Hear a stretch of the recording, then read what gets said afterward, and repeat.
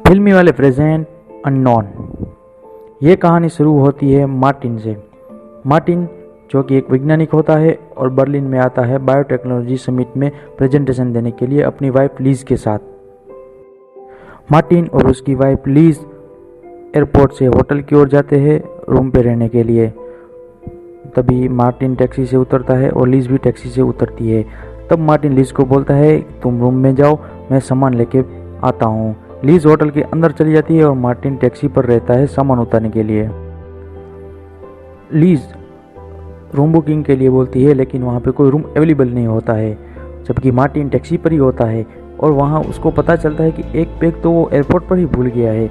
Martin lease को बताना चाहते हैं लेकिन बैग वो बहुत ही ज़रूरी होता है। तभी मार्टिन एक टैक्सी करके होटल से निकल चलता है एयरपोर्ट की ओर बैग लेने के लिए। लीज मुड़ के देखती है लेकिन तभी तो मार्टिन निकल चुका होता है। मार्टिन ने सोचा रास्ते में लीज को बता दूंगा ये कि बैग लेने जा रहा हूँ। मार्टिन टैक्सी में रास्ते में ही लीज को कांटेक्ट करने की ट्राई करता है लेकिन सेल फोन में नेटवर्क नहीं होने के कारण कोई कांटेक्ट हो नहीं पाता है। उसी दौरान टैक्सी का एक्सीडेंट हो जाता है। टैक्सी के आगे चल रहे टेम्पो से एक बड़ा सा बक्सा गिर कर टैक्सी पे गिरता है और उसकी लेडी ड्राइवर कंट्रोल खो बैठती है। तभी मार्टिन और लेडी ड्राइवर टैक्सी के साथ दोनों ही नदी में गिर जाते हैं। लेडी ड्राइवर जैसे तैसे तो निकल जाती है लेकिन मार्टिन के सर में चोट लगने के कारण वो अंदर ही बेहोश हो जाता है और पानी मुंह में जाने के कारण बेहोशी और बढ़ती जा रही है। लेकिन लेडी ड्राइवर की बहादुरी के कारण वो जैसे तैसे करके मार्टिन को बचा लेती है। मार्टिन तड़पता है। लेडी ड्राइवर कांच तोड़ के मार्टिन को निकाल लेती है और जैसे तैसे करके नदी के बाहर पुल के बाहर पानी में से बाहर निकलती है। वो लड़की जिसने मार्टिन की जान बचाई थी वो तो मार्टिन को बाहर छोड़ के चली जाती है। तभी एम्बुलेंस के साथ डॉक्टर्स भी आ जाते हैं। डॉक्टर्स मार्टिन को होश में लाने के लिए बहुत प्रयत्न करते हैं। वो मार्टिन को शॉर्ट सर्किट देते हैं और तब शॉर्ट सर्किट के दौरान मार्टिन को कुछ याद आता है, उसकी कुछ मेमोरी लौटती है। लेकिन जब मार्टिन आँख खोलता है तो वो हॉस्पिटल में होता है, बेड पे लेटा हुआ होता है। होश आते ही डॉक्टर मार्टिन को बोलता है तुम्हारा नाम क्या है? तब मार्टिन बोलता है मेरा नाम है डॉक्टर मार्टिन और मेरी पत्नी लीज कहाँ गई? वो यहीं कहीं थी। लेकिन तब डॉक्टर उसे बोलता है तुम्हारा एक्सीडेंट हो गया था। मार्टिन डॉक्टर को एक ही बात बोलता है मेरी पत्नी लीज कहाँ है? लीज ठीक तो है, कहीं वो एक्सीडेंट पे आ नहीं गई ना? तब डॉक्टर उसको बोलता है तुम 4 दिन से कोमा में हो मार्टिन, तुम्हारा एक्सीडेंट हो गया था, टैक्सी पानी में गिर गई थी। मार्टिन की आंखें चौंक जाती है। 4 दिन के एक्सीडेंट के बाद जब मार्टिन अपनी लीज को ढूंढता है लेकिन ढूंढ नहीं पाता है। डॉक्टर उसको आइडेंटिफाई करने की कोशिश करता है लेकिन मार्टिन को कुछ भी याद नहीं रहता। इवन मार्टिन को अपनी पत्नी लीज का फ़ोन नंबर भी याद नहीं रहता, तो उसको कांटेक्ट कैसे करे वो तो दूर की बात है। मार्टिन याद करने की बहुत कोशिश करता है लेकिन उसको सिर्फ टुकड़े टुकड़े में चीज़ें याद रहती है कि वो डॉक्टर मार्टिन है, उसकी पत्नी लीज है, पर उसका नंबर उसको याद नहीं रहता। तभी थोड़ी देर बाद टीवी पर न्यूज़ सुनने के बाद उसको याद आता है कि हाँ वो ग्लोबल समिट के लिए आया है, बायोलॉजिकल समिट के लिए आया है और वो एक वैज्ञानिक है। मार्टिन डॉक्टर के पास जाता है और बोलता है मुझे समिट में जाना है, मुझे अपनी पत्नी लीज को ढूंढना है। डॉक्टर लेकिन उसको परमिशन नहीं देते बाहर जाने की। हालांकि मार्टिन की रिक्वेस्ट के बाद डॉक्टर उसको कार्ड देके बाहर जाने की अनुमति दे देता है। हॉस्पिटल से मार्टिन होटल पहुंचता है। होटल पहुंचते ही सिक्योरिटी गार्ड उसे आइडेंटिटी मांगता है। तब मार्टिन बोलता है मैं डॉक्टर मार्टिन हूँ और मेरी पत्नी लीज अंदर है, मुझे अंदर जाने दो। लेकिन सिक्योरिटी गार्ड नहीं मानता है। तभी मैनेजर आता है और उसको बात करता है मार्टिन लीज को देख जाता है और बोलता है वो लीज है, मेरी पत्नी है, मुझे अंदर जाने दो। मैनेजर उसके पास ले जाता है लेकिन लीज जब मार्टिन को देखती है तो लीज पहचानने से इनकार कर देती है। मार्टिन के पैरों तले जमीन खिसक जाती है। ये क्या हो रहा है मार्टिन को कुछ पता नहीं चलता। लीज बोलती है मैं इस आदमी को नहीं जानती हूँ, इसे दूर ले जाओ मेरी तरफ से। और तभी एक और व्यक्ति आ जाता है और लीज उसको अपना पति मानती है। मार्टिन तो विचार में ही पड़ जाता है कि आखिरकार ये हो क्या रहा है। तभी मार्टिन मैनेजर को बोलता है मैं असली मार्टिन हूँ, मैं हूँ लीज का पति असली मार्टिन, ये आदमी सरासर नकली मार्टिन है। लेकिन लीज बोलती है यही मेरा पति है और ये मार्टिन गलत है। मैनेजर मार्टिन को सिक्योरिटी केबिन में ले जाता है और मार्टिन को कुछ बताता है। मैनेजर मार्टिन को सीसीटीवी फुटेज दिखाता है लेकिन वो तो होटल के अंदर आया ही नहीं था, टैक्सी लेके बाहर से ही चला गया था, इसलिए सीसीटीवी फुटेज में नहीं मिलता है। मार्टिन को होटल मैनेजर बताता है तुम्हारा कोई फुटेज नहीं है, तुम्हारी कोई आइडेंटिटी नहीं है, तो हम कैसे पता करें कि तुम ही असली मार्टिन हो। मार्टिन बहुत सोचता है, तभी उसे याद आता है, हाँ प्रोफेसर ब्रेसलर, यस प्रोफेसर ब्रेसलर के कारण ही मैं आया हूँ, उसके सामने प्रेजेंटेशन करने के लिए मैं आया हूँ, कृपया उसको फ़ोन लगाइए। तभी मैनेजर प्रोफेसर ब्रेसलर को फ़ोन लगाता है, लेकिन प्रोफेसर ब्रेसलर का फ़ोन लगता नहीं है। तभी एक तकनीकी पर्सन मैनेजर को बोलता है कि मैंने कुछ सर्च किया है और नेट पे मार्टिन की फ़ोटो दिखाता है, लेकिन कंप्यूटर स्क्रीन के सामने फ़ोटो देखने के बाद मार्टिन की आंखें तो फटी रह जाती है, क्योंकि उसमें जिस मार्टिन को दिखाया गया था वो नकली मार्टिन था। मार्टिन को कुछ पता नहीं चलता कि ये क्या हो रहा है उसके साथ, ये कौन सी गेम खेली जा रही है मार्टिन के साथ। फिर मार्टिन होटल मैनेजर को बताया, शायद मैं मार्टिन नहीं हूँ, शायद मैं भूल गया हूँ कि मैं कौन हूँ, शायद मैं ही नकली मार्टिन हूँ, मुझे पता नहीं मैं कौन हूँ, कृपया मुझे डॉक्टर के पास जाने दीजिए। तभी मार्टिन टैक्सी में डॉक्टर के पास जाता है, लेकिन अचानक इरादा बदलते ही टैक्सी से नीचे उतर जाता है। वो नकली मार्टिन और अपनी पत्नी लीज को एक साथ देखते बहुत दुखी होता है, लेकिन तभी एक वो स्टूडियो पे जाता है और वहाँ से फ़ोन करने की अनुमति मांगता है। जैसे तैसे रिश्वत देके वो वहाँ से कॉल करता है। तभी वहाँ से पुलिस पहुँच जाती है और मार्टिन छुप जाता है।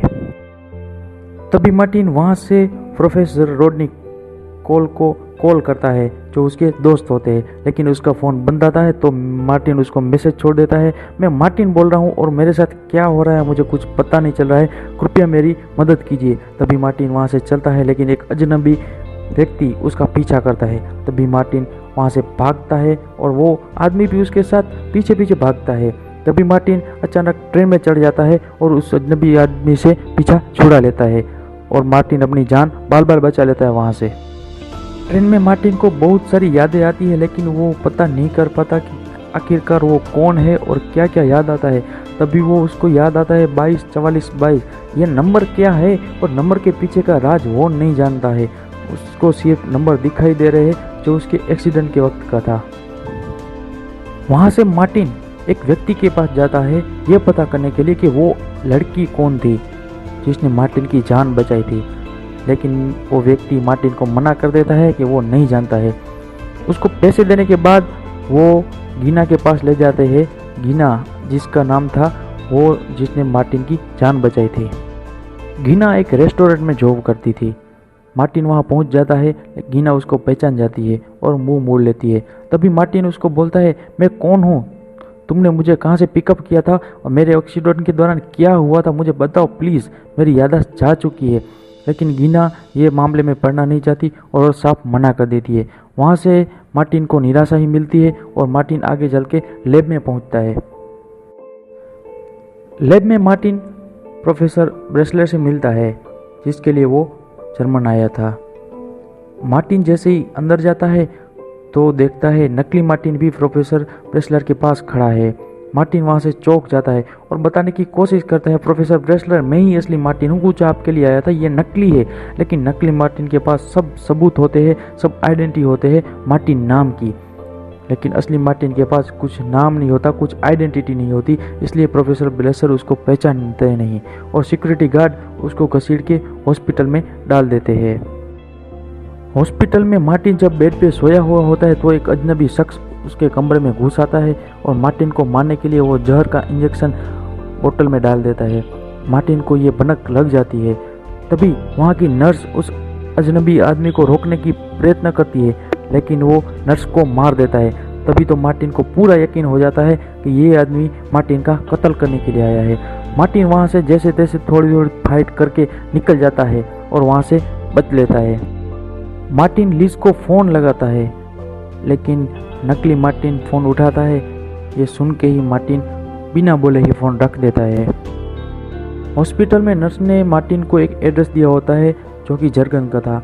मार्टिन जर्गन के घर पहुंचकर वहां मदद मांगने जाता है। जर्गन जर्मनी की पुलिस की एक बहुत बड़े ओहदे पर होता है। जर्गन को मार्टिन पूरी कहानी बताता है क्या क्या हुआ है।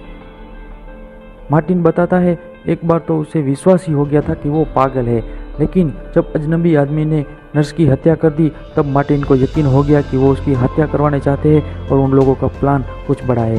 तभी मार्टिन जर्गन को एक डायरी देता है जो उसकी पापा की पुरानी डायरी होती है। डायरी में कुछ नंबर लिखे हुए होते हैं, लेकिन मार्टिन बोलता है उसे कुछ याद नहीं है और वो नंबर को बिल्कुल जानता नहीं है।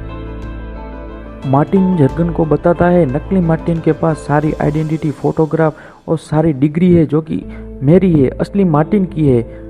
इसके हिसाब से तो वो लोग काफ़ी सालों से प्लानिंग बनाते हैं असली मार्टिन को फंसाने की, तभी ये पॉसिबल हो पा रहा होगा। तभी जर्गन मार्टिन की बात पर सोचता है। तभी जर्गन मार्टिन को बोलता है वो लोग गुड हो सकते हैं, गॉड नहीं, मैं पता लगा के रहूँगा। लेकिन कुछ सवाल तो सामने खड़े होते हैं, जैसे कि तुम्हारी पत्नी लीज को क्या मिलता है झूठ बोल के कि तुम उसके पति नहीं हो, और तुम्हारी जगह लेके वो लोग क्या करना चाहते हैं ये पता हमें लगाना होगा। तभी मार्टिन जर्गन को बोलता है तुम्हें मुझ पर यकीन है कि नहीं।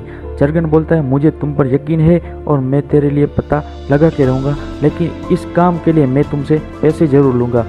तभी मार्टिन पैसे दे के डील फाइनल करवाता है। मार्टिन वहाँ से गीना को मिलता है। गीना पहले तो बात करने से इनकार कर देती है, लेकिन मार्टिन अपनी महंगी घड़ी गीना को देता है और बोलता है मुझे कुछ सवालों के जवाब चाहिए। तब गीना सिर्फ इतना बताती है कि मैंने तुझे होटल से पिकअप किया था, तुम जा रहे थे एयरपोर्ट और तुम बहुत ही जल्दी में थे। मार्टिन को कुछ समझ में नहीं आ रहा कि अगर वो क्या पता लगाए। उधर जर्गन बायोटेक समिट के बारे में इंफॉर्मेशन इकट्ठा करता है। वहाँ से जर्गन को पता चलता है कि प्रिंस साडा है वो इस समिट के मुख्य यजमान है और प्रिंस साडा पर कई आतंकी हमले हो चुके हैं और प्रिंस साडा की हत्या करने के कई सारे प्रयास भी हो चुके हैं। उधर मार्टिन गीना के घर एक रात रहता है और सारी स्टोरी गीना को सुनाता है। गीना भी ताजुब में पड़ जाती है ये स्टोरी सुनकर। गीना भी अपनी स्टोरी सुनाती है कुछ कि वो कुछ पैसे इकट्ठा कर रही है ये देश से निकलने के लिए। तभी मार्टिन और गीना की अच्छी खासी दोस्ती हो जाती है। मार्टिन जब नहा रहा होता है तब दो अजनबी शख्स घर पे हमला कर देते हैं और गीना को पकड़ लेते हैं। मार्टिन को ये बात का पता चल जाता है और वो विंडो से कूद जाता है। तभी दो अजनबी गीना को पकड़ लेते हैं, लेकिन मार्टिन पीछे से आकर उन दोनों पर हमला कर देता है और गीना को बचा लेता है। गीना को अपने साथ भागने के लिए कहता है और गीना और मार्टिन वहाँ से भाग जाते हैं। मार्टिन और गीना दोनों गुंडों से बच के एक बार डांस में चले जाते हैं और अपने आप को सेव करने के लिए छुपा देते हैं। मार्टिन कुछ सोच रहा होता है और तभी उसकी नज़र एक डायरी पर पड़ती है जो उसकी पुरानी डायरी थी और जिस पे नंबर लिखा था। लेकिन मार्टिन अब नंबर को पता करने की कोशिश करता है। तभी मार्टिन को अंदर से रियलाइज़ होता है और वो नंबर था 112-23-5। तभी मार्टिन 112 का पेज नंबर खोलता है, उसमें 23वीं लाइन और 5वां शब्द पकड़ता है। तभी मार्टिन को कुछ क्लिक होता है और वो जाता है जर्गन के पास ये बताने के लिए कि मैंने कुछ फाइंड किया है, मैंने मिस्ट्री क्रैक की है। मार्टिन जर्गन को बताता है ये एकदम आसान पहेली है। पहला जो शब्द है वो प्रिफर करता है किताब के पन्ने को और दूसरा अंक है वो प्रिफर करता है उसकी लाइन को और तीसरा जो शब्द है वो प्रिफर करता है उसके शब्द को। और जब भी इसको मिलाया गया तो फूल की 2 प्रजाति के नाम लिखे हुए थे, लेकिन मार्टिन जर्गन को बताता है ये फूल की प्रजाति के 2 नाम है, उसके बारे में मुझे कुछ नहीं पता। जर्गन मार्टिन को पूछता है कि प्रिंस साडा और प्रोफेसर ब्रेसलर कितने करीब है। तभी मार्टिन बताता है कि प्रिंस साडा स्पॉन्सर करते हैं प्रोग्राम को और प्रोफेसर ब्रेसलर एक अलग तरह के प्रोफेसर है। वो दुनिया की भूख को मिटाना चाहता है। वो मक्के की ऐसी फसल तैयार करेगा जो हर सीजन में होगी और बहुत उत्पादन देगी। मार्टिन बताता है प्रिंस साडा प्रोफेसर ब्रेसलर को प्रीफर करता है, उसको फंडिंग देता है क्योंकि प्रिंस साडा जानता है कभी न कभी तेल खत्म होगा और एग्रीकल्चर का मान बढ़ेगा। जर्गन बोलता है प्रिंस साडा पर बहुत ही खतरनाक हमले हो चुके होते हैं और आज भी ब्रेसलर की स्पीच से पहले एक पार्टी अटेंड की गई है। ये सच है? मार्टिन बोलता है यस, और वहाँ प्रिंस साडा भी आने वाले हैं।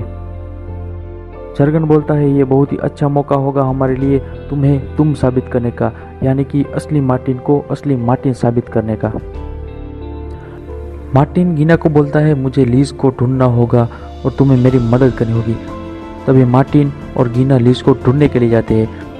लीज एक ब्यूटी पार्लर की शॉप में होती है जहाँ दो लोग उसका पहरा देते हैं, लेकिन मार्टिन उसकी आंखों में धूल झोंक कर लीज को मिलता है और बताता है क्या हुआ ऐसा मेरे साथ, मुझे तुम ऐसा धोखा दे रही हो। मार्टिन रोने लगता है और तब लीज पिघल कर सच्चाई सामने ला देती है। लीज बस इतना बताती है कि वो लोग हमें मार डालेंगे, तुम मुझे एयरपोर्ट पर मिलो। तभी प्रोफेसर रॉडनी कोल जर्मन आते हैं और जर्गन से मिलते हैं। वो जर्गन के घर जाते हैं और कुछ पुरानी यादें और पुरानी बातें ताज़ा करते हैं। रॉडनी कोल जर्गन को बोलता है तुमने एक मनगढ़ंत कहानी को केस क्यों हाथ में लिया। तभी जर्गन बताता है मेरे लिए तो दुनिया में कुछ देखने लायक रहा नहीं, मैंने तो सब दुनिया अब देख ली है, लेकिन ये केस मैंने अपनी उत्सुकता से लिया है, मुझे कुछ फाइंड करना है, मुझे मार्टिन को बचाना है। रॉडनी कोल जर्गन को मार देता है चाय में जहर मिलाकर। उधर मार्टिन और गीना एयरपोर्ट पर आते हैं, वहाँ जहाँ उसको अपना ब्रेसलेट मिला है। मार्टिन को अपना ब्रेसलेट मिल जाता है, उसमें सारे डॉक्यूमेंट, सारे फाइल और सारे आइडेंटिफिकेशन मिल जाते हैं।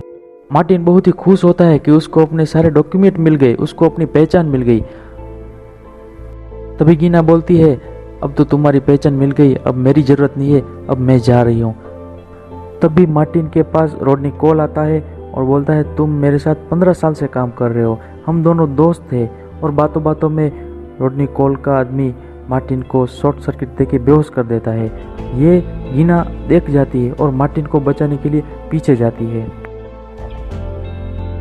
कोल मार्टिन को जब सच्चाई बताता है तो मार्टिन के पैरों तले जमीन खिसक जाती है। कोल मार्टिन को बताता है तुम भी असली मार्टिन नहीं हो, तुम पेशेवर हत्यारे हो और तुम मेरे साथ 15 सालों से काम कर रहे हो।